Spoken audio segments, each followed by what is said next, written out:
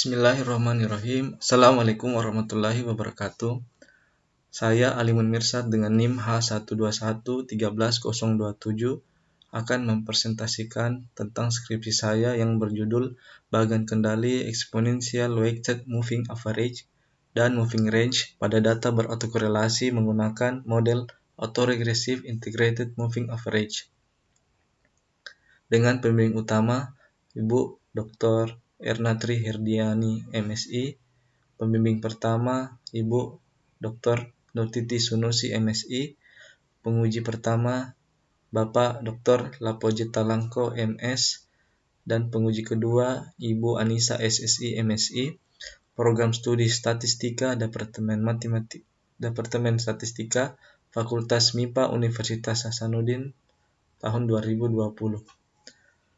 Adapun bahasan yang akan dibahas pada presentasi saya itu bab 1 pendahuluan, bab 2 tinjauan pustaka, bab 3 metodologi penelitian, bab 4 hasil dan pembahasan, bab 5 kesimpulan dan saran, dan diakhiri dengan penutup. Latar belakang penulisan skripsi saya yaitu dari bagaimana proses kendali itu sendiri, di mana bagan kendali itu adalah salah satu cara untuk mengetahui terkendalinya suatu produk atau suatu dalam proses produksi, apakah masih dalam proses kendali atau sudah berada di luar kendali. Bagan kendali terdiri dari dua, dilihat dari sisi variabel dan atribut. Dari variabel itu ada terbagi lagi menjadi ada satu variabel dan ada lebih dari satu variabel, 2 atau 3. Sedangkan atribut dia dilihat berdasarkan cacatnya suatu produk dengan jumlah cacatnya. Namun dalam penelitian saya ini, saya lebih tertuju pada bagaimana bagan kendali untuk data variabel dengan menggunakan dua metode, yaitu MR atau Moving Range dan EUMA. EUMA adalah Exponential Weighted Moving Average. Saya akan membandingkan kedua metode ini yang manakah yang lebih bagus pada data yang akan saya gunakan. Rumusan masalah itu yang pertama, bagaimana menggunakan bagan kendali pada data berautokorelasi. 2. Bagaimana perbedaan penggunaan bagan kendali EUMA dan bagan kendali moving range pada model R5. Dan ketiga, bagaimana perbedaan penggunaan bagan kendali EUMA dan bagan kendali moving range itu pada data pH air di instalasi penjernihan air Sumbaopu di Goa. Tujuannya yaitu memperoleh bagan kendali pada data berautokorelasi. 2. Memperoleh bagan kendali EUMA setelah proses A5. 3. Memperoleh bagan kendali moving range pada proses A5. 4. Memperoleh perbandingan bagan kendali EUMA dan moving range pada data pH air ini. Masuk ke bab 2 tinjauan pustaka. Apa tentang bagan kendali EUMA? Bagan kendali EUMA itu adalah salah satu metode statistik yang memantau nilai rata-rata proses dengan cara memberikan bobot sedikit demi sedikit pada sampel. Nah, ini adalah definisi umum atau definisi dari EUMA itu sendiri, di mana ZI sama dengan lambda ZI bar tambah 1 kurang lambda dikali ZI topi ZI kurang 1 topi dengan lambdanya itu berada di antara 0 sampai 1, di mana Z0 itu adalah rata-rata. Di mana I itu adalah indeks waktu yang berjalan, lambda itu nilai pembobot, ZI adalah proses rata-rata awal proses, dan ZI adalah rata-rata sampel pada waktu ke I. Adapun batas kendali EUMA dinyatakan oleh Patel, AK, dan Divecha pada tahun 2011 demikian, di mana LCL adalah batas kendali bawah, CL adalah batas kendali, dan UCL adalah batas kendali atas.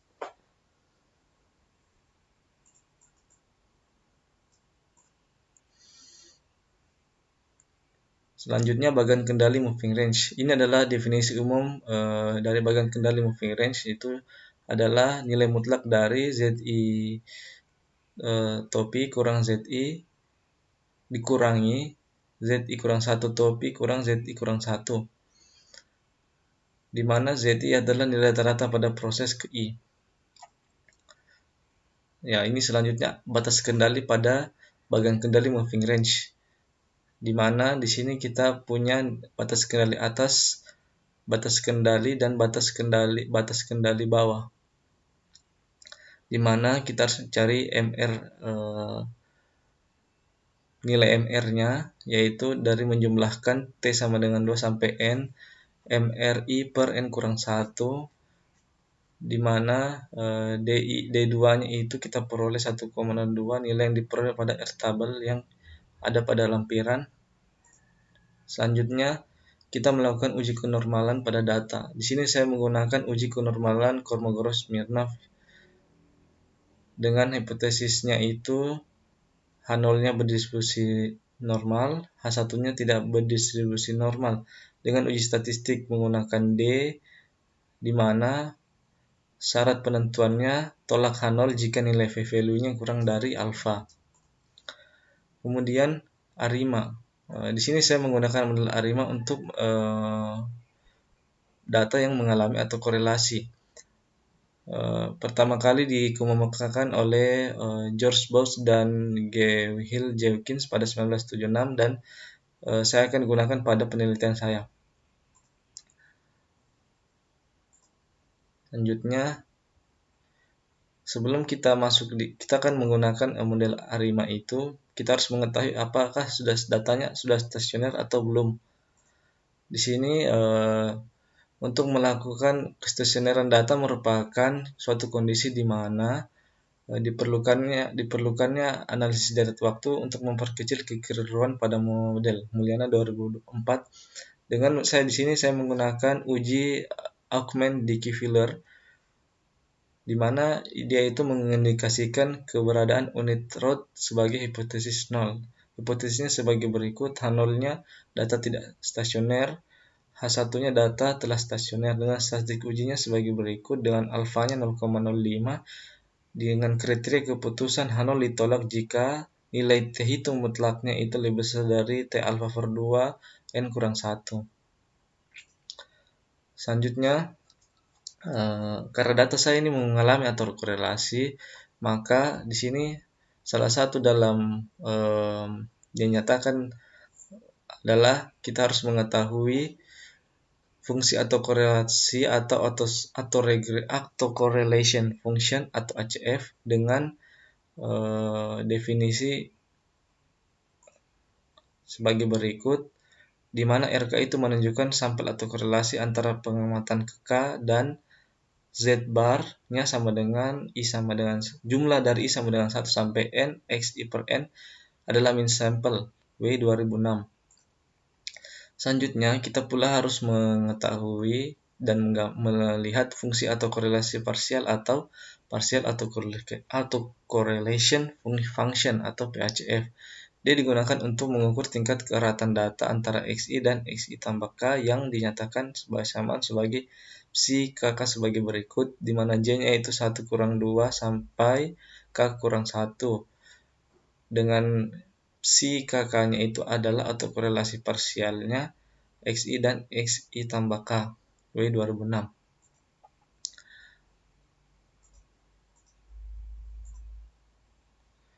Ya, kemudian ini untuk pengujian signifikasi atau korelasinya dengan hipotesis H0 itu data H0 itu koefisien korelasi tidak signifikan, H1-nya koefisien atau korelasi sudah signifikan. Dengan statistik ujinya sebagai berikut, dengan SE RK-nya itu sebagai berikut. Dengan kriteria keputusan H0 ditolak jika T hitung mutlaknya adalah TA per 2 N kurang 1. Kemudian setelah kita melakukan stasionaritas dan atau korelasi, fungsi atau korelasinya, kita masuk di modelnya. Model yang saya gunakan adalah model Newton waktu non musiman. Ada beberapa, yaitu ada model AR atau regresif, model moving average atau MA, model atau regresif moving average atau ARMA, model atau regresif integrated moving average atau ARIMA. Dengan bentuk umum, ini bentuk umum dari ARIMA yang saya tampilkan sebagai dapat dilihat. di mana ZI adalah data atau runtun waktu atau data yang akan saya masukkan di dalam model ini. Kemudian selanjutnya dalam rangkaian metode ARIMA ini kita perlu mengecek uji white noise. Kita perlu melakukan uji white noise di mana dilambangkan dengan AT, yaitu adalah proses yang bebas dan identik.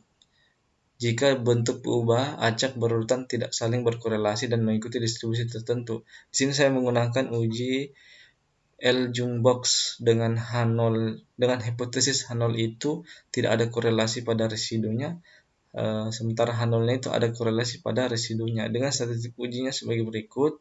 Dengan N adalah banyaknya observasi, K adalah banyaknya lag yang diuji, dan RK itu adalah nilai koefisien atau korelasi pada lag K.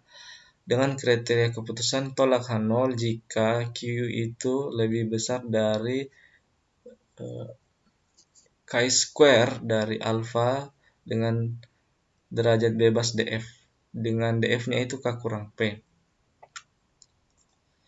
Selanjutnya, untuk estimasi saya menggunakan maximum likelihood estimation, di mana yaitu untuk menaksir parameter yang tidak diketahui pada populasi untuk memaksimalkan fungsi lag dengan cara memaksimalkan fungsi likelihood-nya. Nah, di sini kita melakukan turunan pertamanya kemudian sama dengan 0. Sulistyo dalam Lisbiati 2005. Kemudian setelah kita mengestimasi parameter, kita melakukan uji signifikansi apakah parameter kita sudah baik atau belum. Dengan langkah-langkah sebagai berikut. Hipotesisnya H0 itu parameter tidak signifikan, H1-nya parameter telah signifikan. Statistik ujinya yang saya gunakan adalah persamaan sebagai berikut, di mana T sama dengan theta topi per standar error dari theta topi itu sendiri. Dan satunya lagi untuk psi-nya. Kriteria keputusannya itu H0 ditolak jika T hitung mutlaknya itu lebih besar dari T alfa per 2 N kurang 1, di mana theta topi dan psi topi adalah nilai estimator.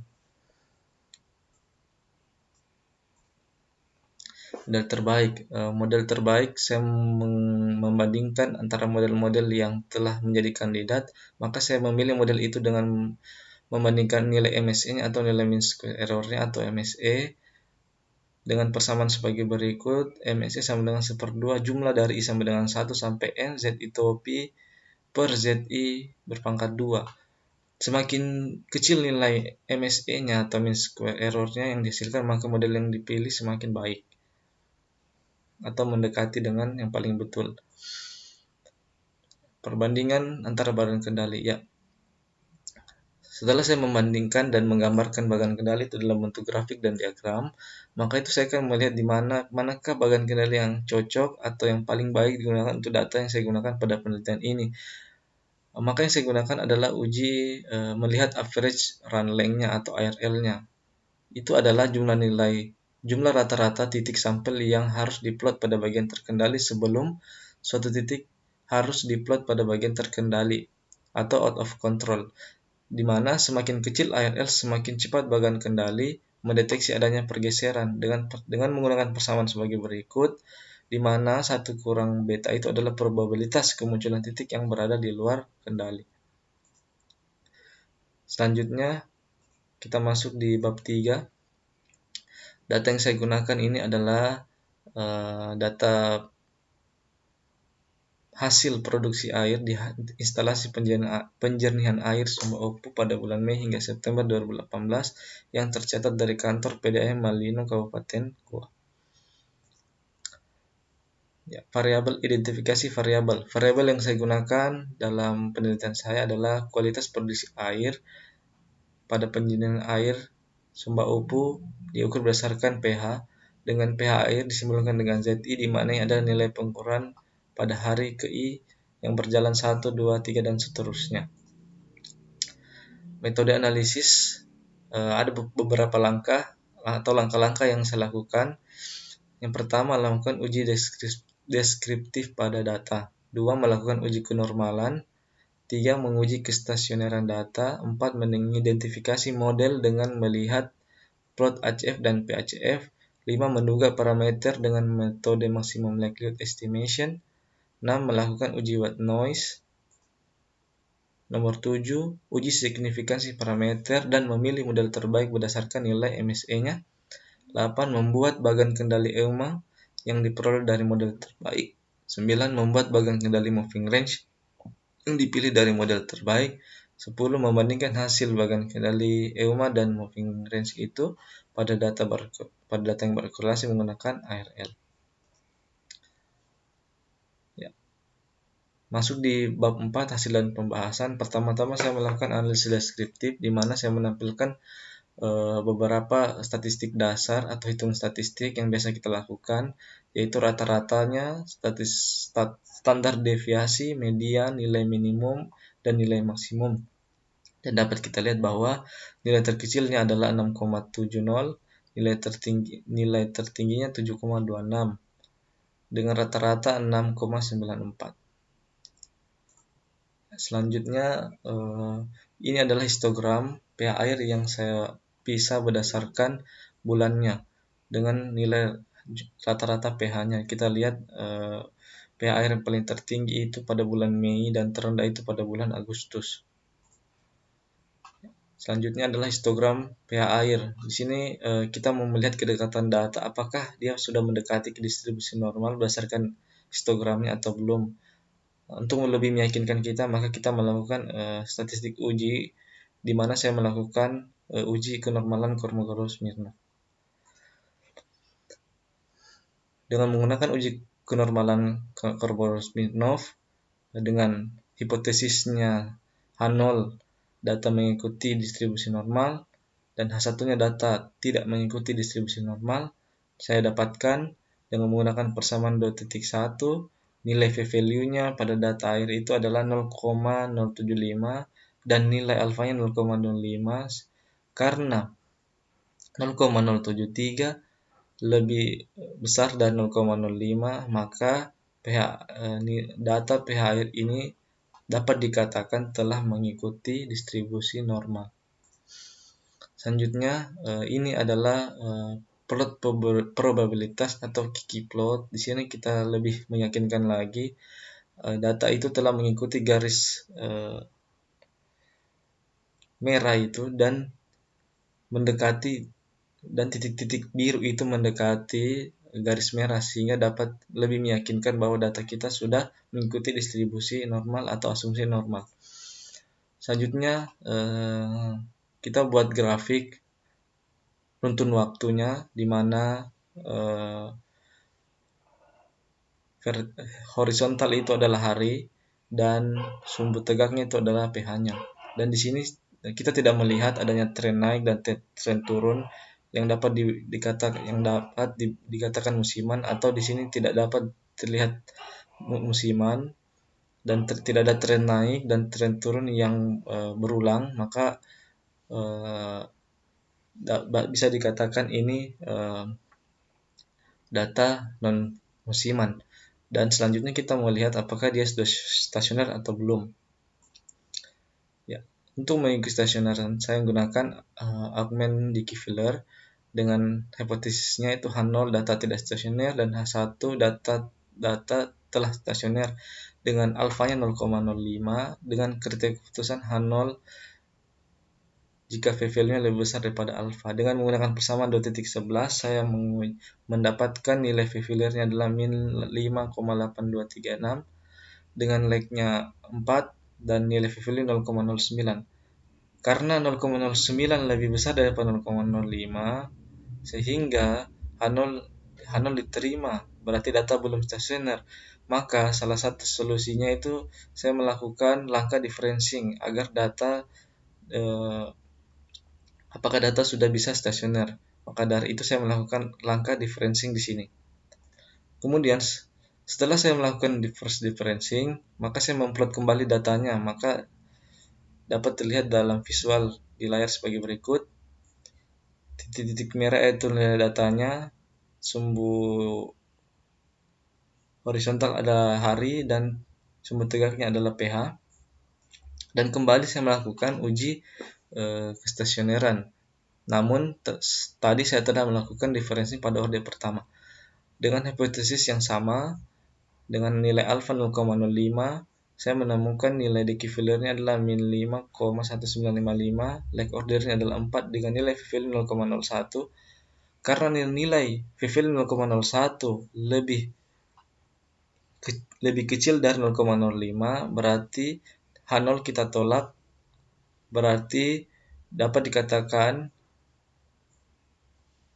data kita telah stasioner setelah dilakukan differentiation orde pertama.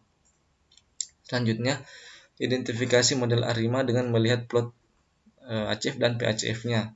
Di sini plot PACF kita melihat adanya cut off pada leg 1 yang menunjukkan dan PACF itu menunjukkan di sini terjadi perpotongan pada leg pertama pada plot ACF, dan di sini adalah cut off pada leg kedua untuk PACF-nya, sehingga dari dua plot ini ada muncul beberapa kandidat model yang dugaan yang dapat dibuat untuk data kita, yaitu ARIMA 110, ARIMA 111, dan ARIMA 112. Selanjutnya, langkah estimasi parameter, saya menggunakan estimasi maksimum likelihood dengan pertama-tama parameter yang akan saya taksir di sini adalah psi p, theta q, dan sigma alpha kuadrat. Dengan pertama-tama membuat fungsi keberatan peluangnya dengan data mengikuti distribusi normal dengan fungsi distribusi normal sebagai berikut, di mana psi p itu parameter AR pada orde P, theta p adalah parameter MA pada orde Q, dan sigma alpha kuadrat adalah varians bersamanya.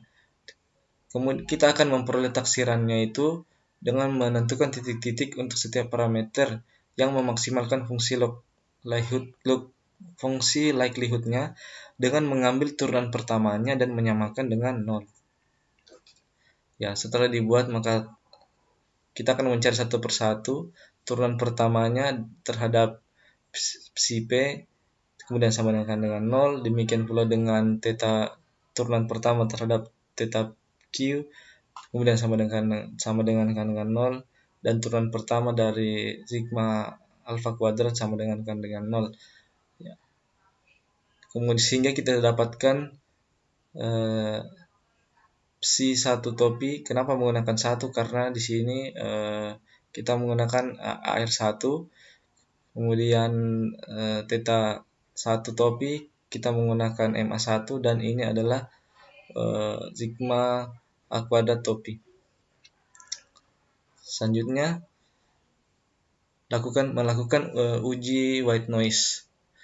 Di sini saya menggunakan metode uji L-Jungbox untuk melihat white noise-nya, dan seperti dilihat pada tabel di bawah ini, kita mendapatkan ada beberapa leg 16, 21, 26, 31, dan 36 dengan nilai QK-nya sebagai berikut, dan DF itu adalah derajat bebas 12, 27, 36, 44, dan 59, dan nilai p-value-nya juga sebagai berikut. Dengan penjelasan pada leg 16, 21, 26, 31, dan 36, p-value-nya itu selalu lebih besar dari 0,05, yang artinya residual pada leg waktu I tidak ada saling korelasi. Karena tidak ada yang mengalami korelasi, sehingga dapat dinyatakan residualnya telah memenuhi syarat dari white noise itu.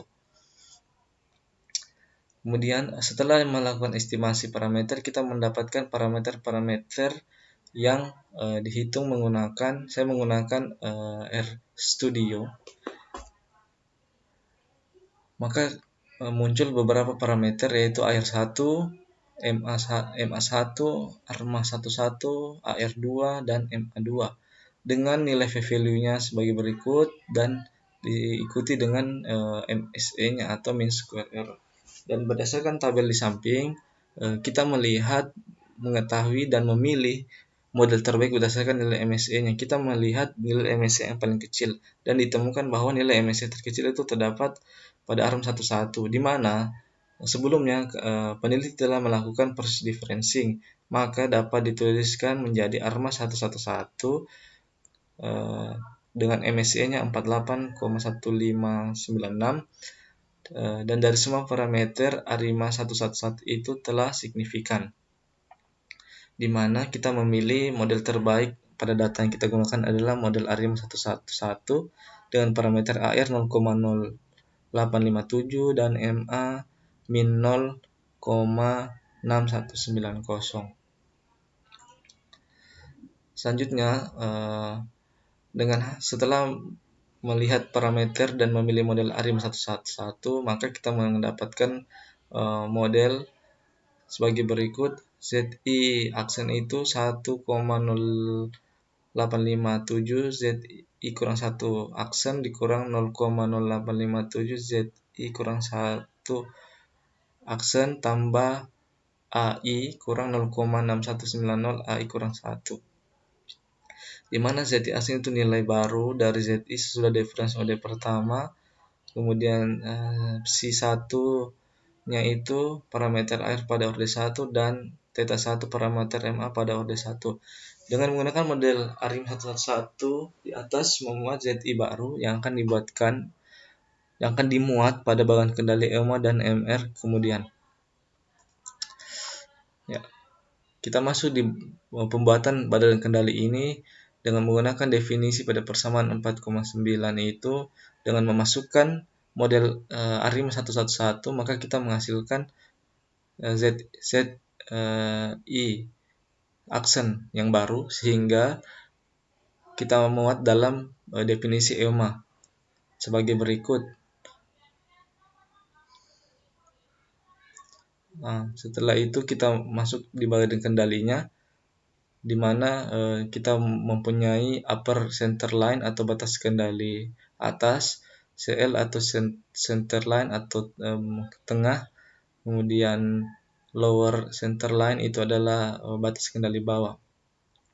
Di mana alfa 0 itu rataan awal,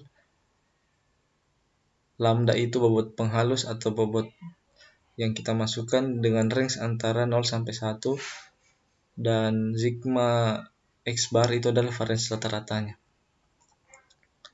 Kemudian untuk memilih nilai lambda itu berada pada interval 0 sampai 1, namun pada penelitian saya menggunakan interval 0,1 sampai 0,8 dan mencari nilai lambda yang optimum. Dan untuk lebih efisien, saya akan lebih mendalam menjelaskan dengan nilai pembobot 0,1, 0,5, dan 0,8. Berikut bagan kendali untuk 0,1. Pada badan kendali 0,1, pada bagan kendali EMA dengan bobot lambda 0,1, kita melihat titik-titik atau poin yang berada di luar kendali sebanyak 23 dari 93 observasi. Sebanyak 22 dari 93 observasi yang menunjukkan bahwa data masih banyak berada pada luar batas kendali atau out of control. Kemudian lanjut pada pemilihan lambda 0,5. Lambda 0,5 kita melihat terdapat 8 dari 93 observasi yang masih berada di luar batas kendali, lebih berkurang dari sebelumnya. Selanjutnya, badan kendali EMA dengan lambda 0,8. Dan kita melihat di sini terdapat 4 poin atau titik yang berada pada luar batas kendali, sebanyak 4 dari 93 observasi. Selanjutnya, ini adalah bagan kendali dengan pemilihan bobot 0,1 sampai 0,9. Dan dilihat bahwa kita dapat melihat bahwa 0,8 dan 0,9 sama titiknya yang berada di luar kendali 4, tapi kita memilih 0,8. Kenapa? Karena kita memilih nilai lambda yang optimum. Selanjutnya badan kendali moving range dengan menggunakan persamaan 4.9 juga dengan memasukkan nilai ZI I aksen baru, maka kita menemukan persamaan sebagai berikut dengan UCL batas kendali atas sebagai berikut, batas kendali bawah juga sebagai berikut, di mana MR topinya itu adalah jumlah dari T sama 2 sampai N MRI per N kurang 1. Nah, ini adalah bagan kendali moving range dengan model ARIMA 111 dengan UCL-nya 7,1397 dan LCL-nya 6,7321. Dan kita melihat bahwa terdapat 4 titik yang berada di luar batas kendali, yaitu 36 poin, yaitu observasi 36, 35, 90 dan 91, di mana pada grafik sumber horizontal adalah observasi atau datanya dan sumber tegaknya yaitu nilai dari moving range individualnya. Selanjutnya, setelah melihat bagan kendali EOMA dan moving average, maka saya melakukan perbandingan dengan menggabungkan bagan kendali itu dalam satu bagan yang sama dengan saya memasukkan EOMA dengan lambda 0,8 dan moving range. Dan di sini terlihat bahwa bagan kendali moving range memiliki area yang lebih lebar daripada bagan kendali EOMA 0,8 yang mengindikasikan bahwa bagan kendali EOMA dengan lambda 0,8 itu lebih sensitif terhadap out of control dibandingkan bagan kendali moving range untuk data pH air yang kita gunakan pada penelitian ini. Ya, berdasar kesimpulan yaitu bab 5 kesimpulan berdasarkan hasil analisis dan penelitian yang telah dikaji di atas, maka saya memperoleh beberapa kesimpulan. Yang pertama, apabila terdapat atau korelasi pada data, maka perlu digunakan berbagai cara untuk melihat analisis data kita. Kenapa? Karena atau korelasi dapat mempengaruhi hasil dari yang kita gunakan itu. Sehingga apabila data mengalami korelasi, maka salah satu solusinya adalah menggunakan model ARIMA, dan ada pula model atau metode-metode lain. Yang kedua, berdasarkan hasil penelitian oleh peneliti, pH air di penjernihan air Sumba UP 2018 itu mengalami atau korelasi, sehingga dengan bantuan model non-maksimum ARIMA dengan model terbaik ARIMA 111, maka dibuatkan bagan kendali EOMA lambda 0,8 dan dibuatkan pula badan kendali moving range. Dan berdasarkan hasil ARL-nya, data pH air ini menunjukkan bahwa nilai bagan kendali EOMA lambda 0,8 lebih sensitif terhadap off control dibandingkan badan kendali moving range. Selanjutnya, saran-saran yang dapat saya ajukan itu adalah: 1. Bagi peneliti selanjutnya bisa menggunakan metode GLS untuk mengatasi atau korelasi pada data. 2. Untuk peneliti selanjutnya juga bisa menggunakan bahan kendali yang lain seperti CASM, CUSM, dan lain-lain. Ya, demikianlah persentase tentang skripsi saya. Lebih kurangnya mohon dimaafkan. Wabillahi taufiq wal hidayah. Wassalamualaikum warahmatullahi wabarakatuh.